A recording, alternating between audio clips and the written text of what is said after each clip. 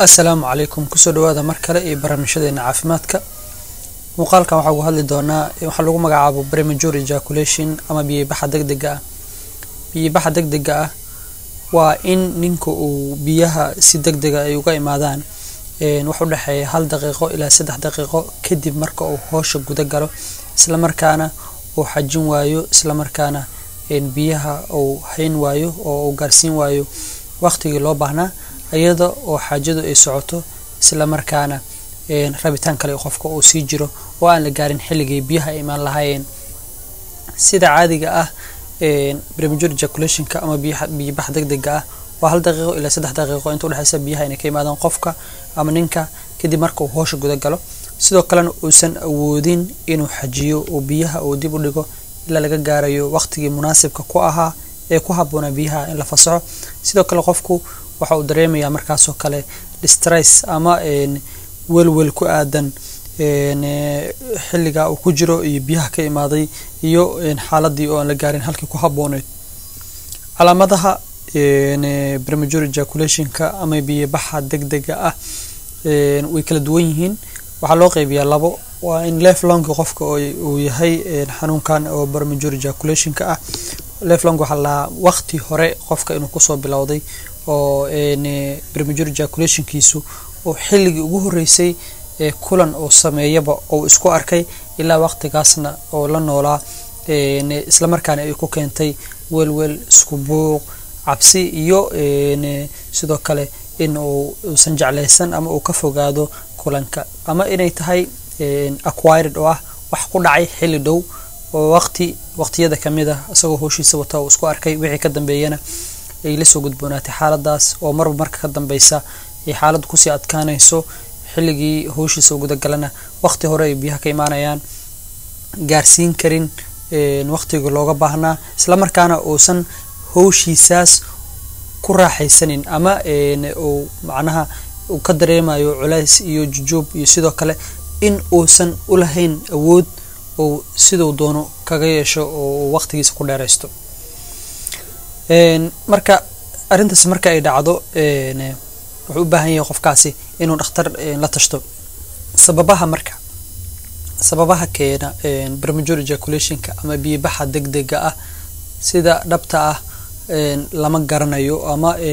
causeskiisa si toos ah looma yaqaano laakiin baxda caafimaadka waxay aaminsan yihiin laba siyaabood oo isbiirsaday inay sababta leeyihiin wax la xiriira psychologically oo maskaxiyan la xiriira iyo wax biologically qaabka jir ahaan oo u sameeysan yahay qofka kale ama samayska gudaha ama hormoonada waxyaabo la xiriira labada siyaabood ay bahda caafimaadku ay rumaysan yihiin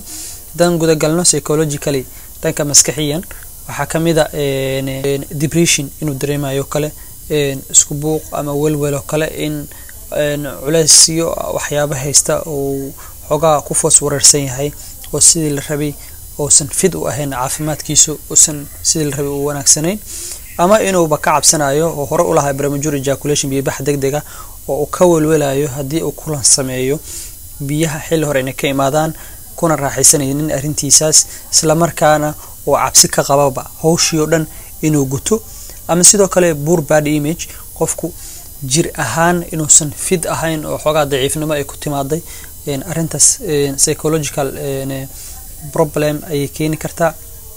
waxaana la xiriiriyaa sidoo kale waxa lagu magacaabo erectile dysfunction oo ah xubinta taranka inay danto ee ragga hawsha markuu bilaabo qofku xilliga hore sidii la rabay tahay marka hawsha bilaabana ay damayso arintaasi qayb ka tahay anxiety-ga ama welwelka kale qayb ka tahay iyo waxyaabaha la xiriira dhanka relationship-ka oo qofku uu ka cabsanayo dhigiisa arintay hore u jirto kale inay ku dhacdo isla markaana uu ka welwelayo dan guda galno biological causeska waxyaabaha chemically jir ahaan la xiriira gudaha waxa kamida irregular hormonal level hormoonadiisa qofkaas inay isu dheelitirneen oo xataa testosteronkiisa kale halkii looga baahnaa oo san ahayn raganimada go'aamiye ama shahwada soo saaritaankeeda iyo meeshii loo baahnaa inay gaarto sidii la rabay inaysan ahayn sidoo kale irregular levels of brain chemicals isu dheelitirnaantii hormoonadii gudaha ama ay chemicalski maskaxda sidii la rabay inaysan ahayn isu dheelitirnayn oo amarkii hadba qayb kamid ah jirka ay u baahneed oo san tagayn signalski isla markaana aan hawsha si wanaagsan loo gudan karin iyo sidoo kale in jiraan swelling barar iyo infections oo ku dhaca prostate glandka waa kan awood u yeela shahwada qofka uu soo deenayo si baxrimin ay u tagto marka prostate glandka oo kale qofka inuu ka jiran yahay ama arrimo kale oo la xiriira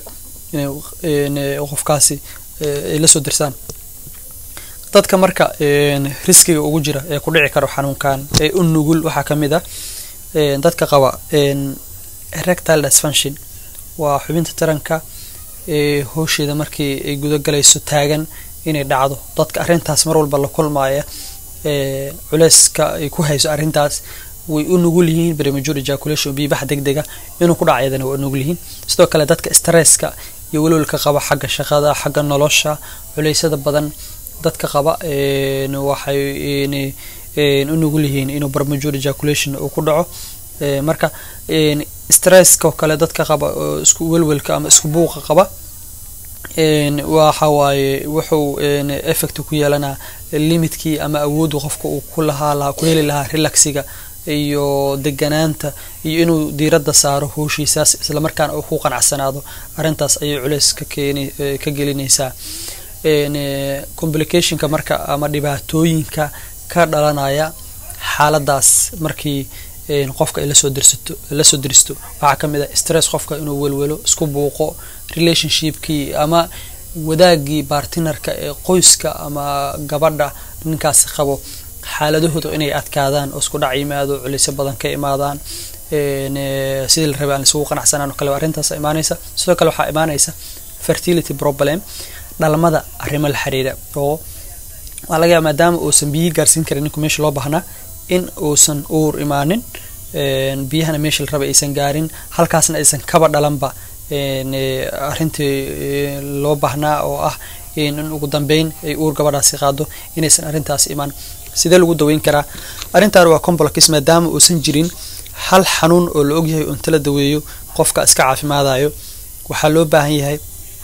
in si guud dhakhtar qofkaasi la kulmo si guud loo baaro arintiisa xaaladaha ku gadaamo qofkaasi hadii ay jiraan xaalado treatment ama daweyn sax u baahan in laga daweeyo hadii stress iyo isku buuq iyo sidoo kale walwal iyo depression oo qabana oo san dawo u baahan laakiin arin iska fudud ay tahay oo kale qofkaasi inuu iska saaro buuqa relax sameeyo noloshiisa wax ka bedelo mid xigto kale ah inuu qofku sameeyo kagal exercise wax lagu magacaabo ama exercise inuu ku sameeyo balfiska ama qaybtan hoose ee taranka xubin taranku ay ku taalo inuu exercise ku sameeyo exercise waa laga heli karaa hadii uu qofku baaro meel badan uu ka heli karaa exercise kaas qofku inuu sameeyo sidoo kale waxa jira dawooyin gel ama creams ama oo la mariyo xubinta taranka ee ragga si looga ilaaliyo sensitivity-ga ama dareenka faraha badan ee xubinta ragga ee galaysa xubinta kale istaabashadaasi dareenka ka dhalanaya biyaha degdega ku imaanaya si looga yareeyo waxa jira creams iyo gel la mariyo oo sida lidocaine oo kale dawooyinka geliska marka gelkaas ama dawada la marinayo waxay yareynaysaa dareenka badan ee ka dhalan lahaa istaabashada iyo degdega biyaha ku imaan lahaa marka waxay keenaysaa qofkaas inuu biyihiisa gadaal u haysto ilaa waqtina uu gaarsiiyo sidoo kale waxa kale lagu xalin karaa qofka inuu focuska uusan saarin arintaas uu qabanayo oo marka horeba uu ku talagalo inuu wixiisa gadaal u dhigto ismaaweeliyo ilaa iyo waqtina uu hayo oo gaarsiin karo isku dayo ilaa waqti looga baahnaa marka ugu dambeyn waxay ku soo biishubanaysaa in qofkaasi oo dhakhtarka la xiriiro dhakhtarku meelo badan u eego hadii xanuun ama culaysyo la daweynayo aysan jirin markaas qofka ku taxadiro oo ku talagalo inuu noloshiisa wax ka bedelo isla markaana waxyaabaha ku haboon ee talada dhakhtarka oo qaato oo maasantiin